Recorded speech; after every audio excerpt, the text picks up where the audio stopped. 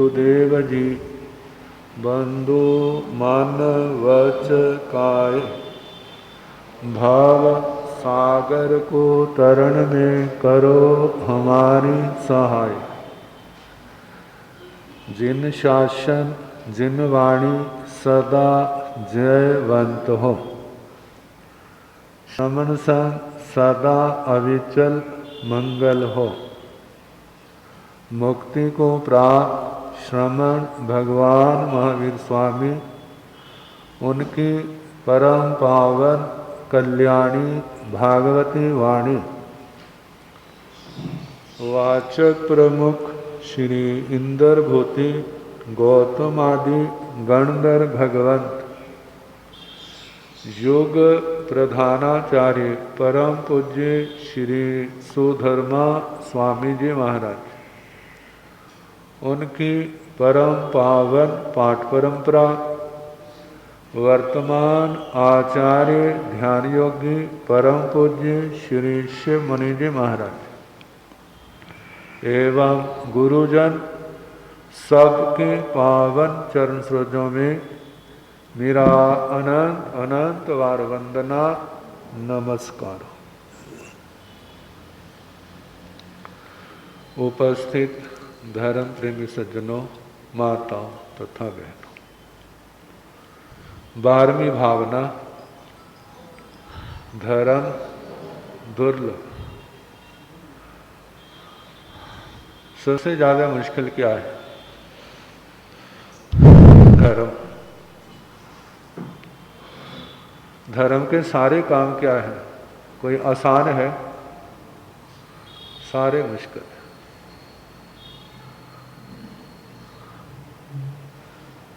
धर्म ऊपर ले जाता है।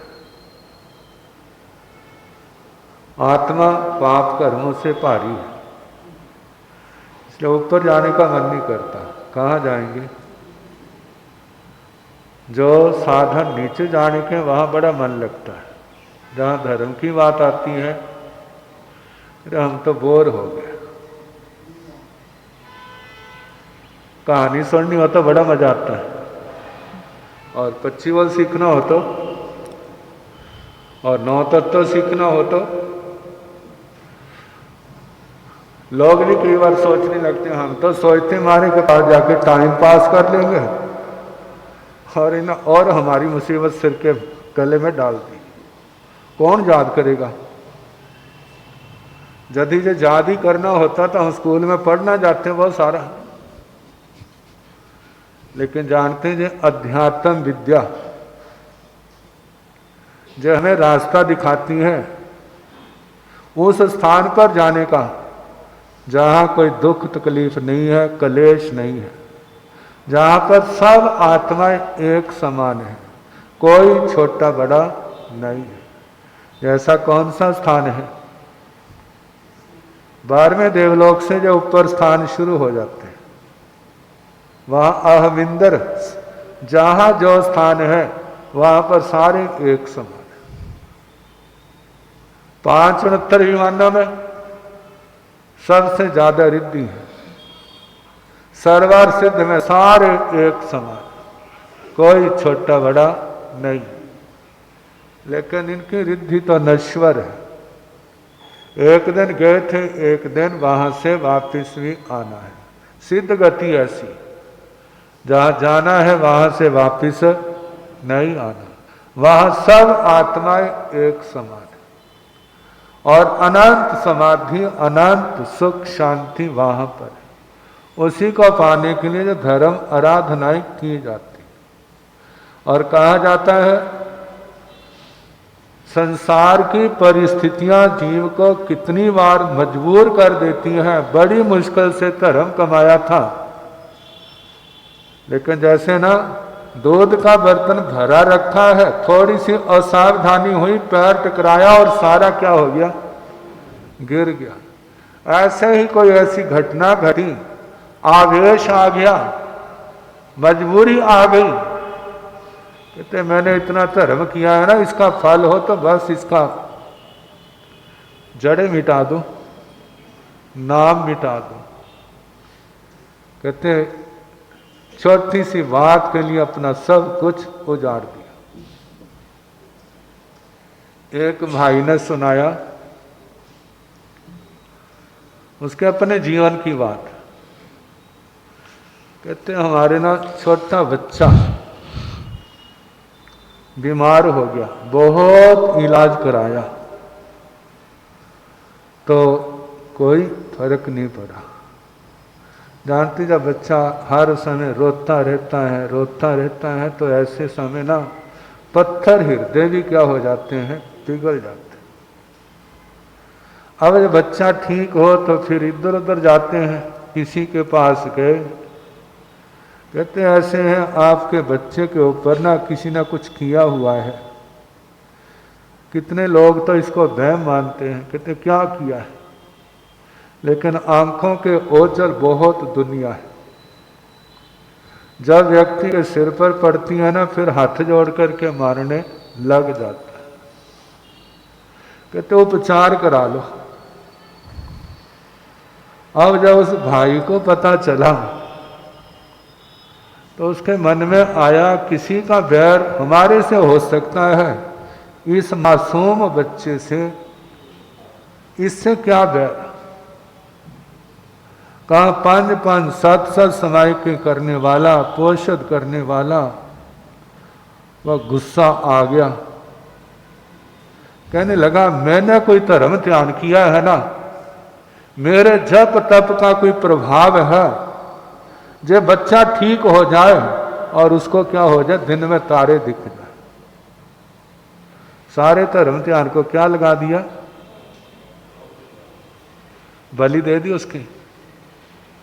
बच्चा भी ठीक हो गया और जिसने किया उसके मुंह पर तो लिखा नहीं था, और उसका भी काम क्या हो गया, जो नहीं होना था हो गया। अब वो समायिक में बैठता है लेकिन समायिक में मन नहीं लगता, माला करने लगता है, मन नहीं लगता। पूर्व के संस्कार जोड़ डालते हैं लेकिन चित्त बेचैन हो जाता है। कहते मैं वर्षों भटका, फिर उसके बाद थोड़ा थोड़ा माला करने लगा, समाय करने लगा। मतलब जिस पूंजी के बल से वो इतना 5-5 समय के एक आसन में कर जाता, वो पूंजी क्या हो गई, खत्म कर दी। अब किसके सहारे से, जानते हैं जब पिल्लर मजबूत होते हैं ना तो बड़ी बड़ी बिल्डिंगें क्या हो जाती हैं, वहां पर खड़ी हो जाती हैं। जब पिल्लर ही नहीं है तो फिर वहां पर वो मंजिल कहां से खड़ी होगी। अब दोबारा से शुरू किया, फिर कहीं जाकर के चित्त को, फिर तो उसके बाद क्षमा जांचना भी, मैंने अच्छा नहीं किया, एक ने बुरा किया, मेरे को बुरा नहीं करना चाहिए था, मैं इतना कह देता कि किसी का बुरा ना हो लेकिन जब बच्चा क्या हो जाए, ठीक हो तो भी था। लेकिन उसने तो दोनों क्या कर दिए, बच्चा तो बच गया लेकिन वो दूसरा, उसको अपनी करनी का फल मिल गया। तो कहा जाता है धर्म के रास्ते पर चलने के लिए कितने लोग धर्म तो बहुत करते हैं लेकिन कई बार अभाव आ जाता है, कई बार परिस्थितियां ऐसी पैदा हो जाती हैं, वो धर्म के मार्ग से क्या हो जाता है, भटक जाता है। तो कहा जाता है सुबह शाम जब मौका लगे परमात्मा के आगे गुरुओं का ध्यान करके यही मांग करो, हे परमात्मा हमारी धर्म आराधना निर्विघ्न हो, हम संसार की बातों से प्रभावित ना हो, हमारी धर्म आराधना निर्दोष हो, हमें संसार के किसी वस्तु की चाहना नहीं, हमारी आत्मा निर्मल हो। जो कर्म हमारे अंदर आत्मा को भटकाने वाले हैं वे हमारी धर्म आराधना के द्वारा क्या हो जाए, खत्म हो जाए। कहते दुनिया में बैर बांधते, बैर बांधा खोला, बैर का बदला लिया, फिर बांधा, फिर बैर का बदला लिया, ऐसे अनंत काल हो गया है। लेकिन ब्रेकें नहीं लग रही। इसका तो उपचार यही है जो भगवान ने कहा, मैं सबको क्षमा करता हूँ, मैं सबसे क्षमा मांगता हूँ, सारे मेरे को क्षमा करें, मेरा सबसे मैत्री भाव भाईचारा है, मेरा किसी से बैर नहीं है। कहते हैं जे ऐसा कार्य है जो हर किसी के लिए करना आसान नहीं है। जहाँ जहाँ पर कहते ना पेड़ चढ़े हुए हैं वहीं वहीं पर क्या हो जाती रुकावट है। कहते हैं बाकी सबसे क्षमा याचना कर लूंगा लेकिन उससे नहीं करूंगा। किससे नहीं करूंगा भला? जिसके साथ बंद है उससे नहीं करूंगा, चाहे कुछ हो जाए, चाहे मैं मर जाऊं, उससे नहीं करूंगा। तो गुरुजन कहते हैं बाकी की कार्य चाहे ना कर लेकिन उसकी पहले कर ले, क्योंकि वही क्या है आपके जीवन में रुकावट डालने वाला है। कहते यदि आपने उससे क्षमा जांच उसको क्षमा कर दिया, अपनी भूल की क्षमा मांग ली, तो हो सकता है जैसे जब बड़ी बड़ी तपस्या होती है ना, तो कितने लोगों के मन में आता है हम भी ऐसी क्या करें, हमारी भी ऐसी तपस्या हो, फिर सबके सामने हमारा भी ऐसा क्या हो, अभिनंदन हो। तो वो तपस्या अभिनंदन के लिए हो रही है, किसके लिए? आत्मा के लिए तो नहीं हो रही है। कहते हैं आत्मा के लिए है। फिर उसके बाद तपस्या करने वाले को ये भावना नहीं रखनी, जो समाज के लोगों का कार्य होता है धर्म की प्रभावना करने के लिए उनको क्या करे, सामने लाए, ताकि औरों को प्रेरणा मिले कि इनकी तपस्या हो रही है, इन्होंने की है, आप भी क्या करो, ऐसे तपस्या करो। खाते पीते तो जन्म जन्म अनंत अनंत जन्म चलेगा, लेकिन तपस्या में कितने जन्म गए हैं?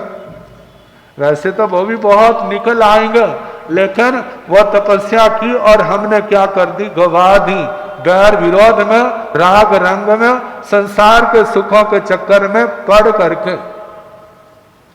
तो आत्मा को संसार की दलदल से निकलने के लिए परमात्मा से ये प्रार्थना कि हे भगवान हमारे अंदर ऐसा विवेक पैदा हो, समझ पैदा हो, विपरीत परिस्थितियां आए तो उनसे निकलने का रास्ता मेरे को मिल जाए। जे मिल गया तो समझूंगा मेरे को सब कुछ मिल गया।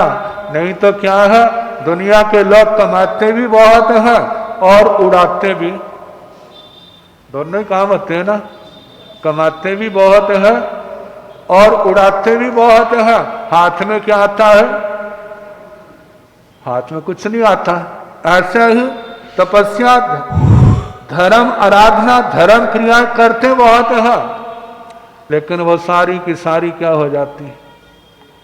भगवान कहते हैं जिस धर्म ध्यान के साथ इंद्रियों के विषयों की आसक्ति जुड़ी हुई है, वो धर्म ध्यान उसके लिए जहर के समान बन जाता है। किसके समान?